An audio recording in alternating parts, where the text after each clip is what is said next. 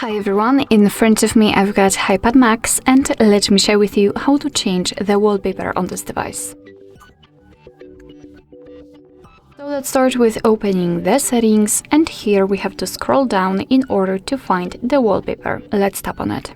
Here, as you can see, we've got some albums from which we can choose the wallpaper from, so we can choose it from the Google Photos, which is basically your own gallery, or the wallpapers that are pre-installed on this device. So let me pick this option, let's tap on it, and as you can see, unfortunately, we've got only two different options. Currently, we've got this option applied.